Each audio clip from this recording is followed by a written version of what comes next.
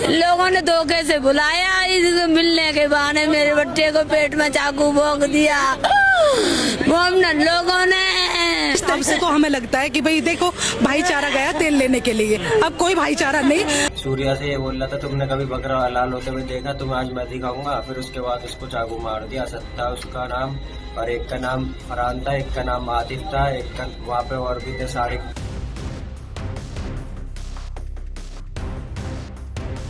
क्या भाईचारे का यही मतलब है कि जिसे भाई कहो उसे चारा भी बना दो? ये सवाल हम इसलिए भी कर रहे हैं क्योंकि बकरीद के दिन सूर्या चौहान को बकरा काटने को लेकर सवाल किया गया और फिर सूर्या को चाकुओं से काट दिया गया। चाकू मारने से पहले सूर्या से पूछा गया कि क्या कभी बकरे की हलाली देखा है? जवाब मिला कि नहीं भाई, मैं हिंदू हूं, हमारे यहां ये सब नहीं होता, तो कैसे देखूंगा। इसके बाद चाकुओं से हमला कर सूर्या को मार डाला गया।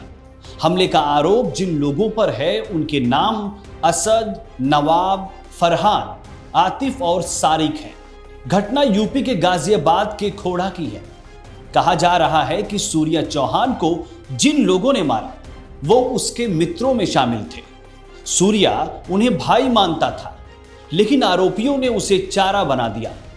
बात थोड़ी खटकेगी, लेकिन सच यही है कि सूर्या जिन पर विश्वास करता था और जिनके फोन आने के बाद उनसे मिलने पहुंच गया, उन्होंने ही उसे मौत के घाट उतार दिया, वो भी बकरीद के दिन। कल हम घूम रहे थे, ईद की मोमडन होगी, तो वो मोमडन जा रहे थे। हमें फोन करके बुलाया था, मेरे को, आयुष को और सूर्या को। उसके बाद क्या नाम है, फोन करके बुलाने के बाद सूर्या से ये बोल रहा था तुमने कभी बकरा हलाल होते हुए देखा, तुम्हें आज मैं दिखाऊंगा। फिर उसके बाद उसको चाकू मार दिया। सत्ता उसका नाम, और एक का नाम फरहान था, एक का नाम आतिफ था, एक का वहाँ पे और भी थे सारिक नाम था, और एक असद का बाप था, नवाब नाम है उसका।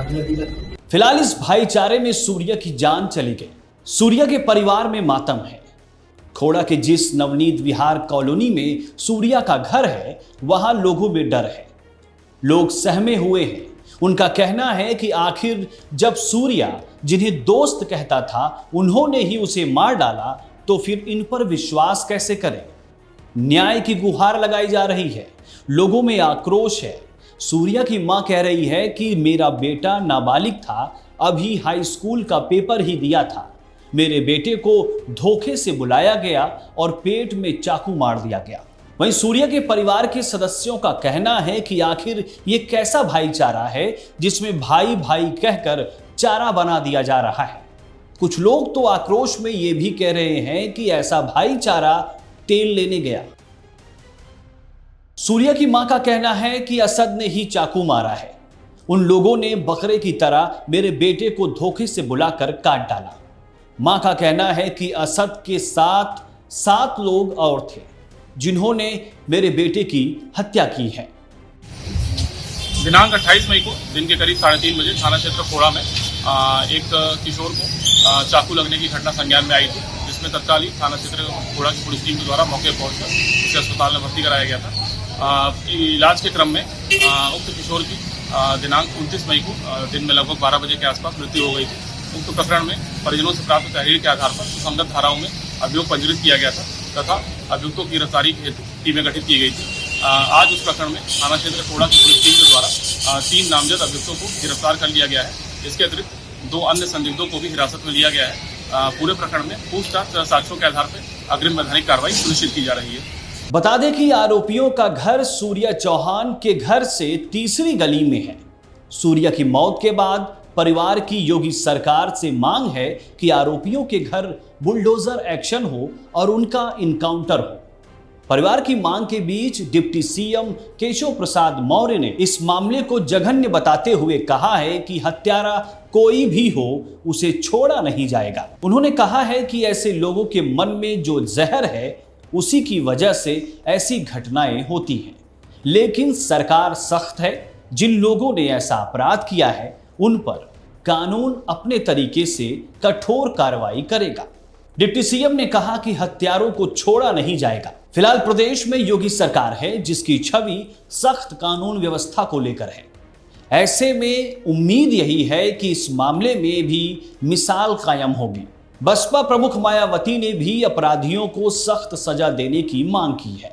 उन्होंने सोशल मीडिया पर एक पोस्ट लिखा है जिसमें उन्होंने कहा कि यूपी के जिला गाजियाबाद में खोड़ा के एक नौजवान युवक सूर्या चौहान की हुई हत्या की घटना अति दुखद व चिंताजनक है।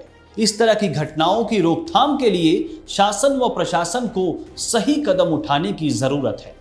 साथ ही इस घटना में शामिल अपराधियों की पहचान करके उन्हें कानूनी सजा जरूर दी जाए। यूपी की पूर्व सीएम मायावती ने कहा कि चुनाव का समय जैसे जैसे नजदीक आता जाएगा ऐसी घटनाओं के व्यापक दुष्परिणाम होंगे, इसलिए सरकार को पूरी तरह से सतर्क रहना होगा। सूर्या चौहान की हत्या के बाद कुछ सवाल भी खड़े हो रहे हैं, वो ये कि आखिर पीडीए के नाम पर राजनीति करने वालों के लिए सूर्या चौहान की हत्या का मामला क्या जरूरी नहीं है?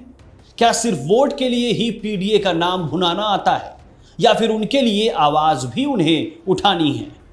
या फिर सूर्या को मारने वाले जिस समुदाय से आते हैं तो क्या उसकी वजह से यह मामला उनके खांचे में फिट नहीं बैठता? सवाल सिर्फ पीडीए की राजनीति करने वालों से ही नहीं है, बल्कि कॉकरोच के नाम से सोशल मीडिया पर माहौल बनाने वालों से भी है कि आखिर क्या उन्हें इस तरह के मामलों में बोलना नहीं चाहिए, या फिर उनका भी अपना एक खास एजेंडा है? फिलहाल सूर्या का परिवार इन सवालों के जवाब से ज्यादा न्याय पाने की उम्मीद में है। इस मामले पर आपकी क्या राय है, हमें कमेंट बॉक्स में जरूर बताएं। बाकी खबरों के लिए देखते रहिए न्यूज़ बुक 24।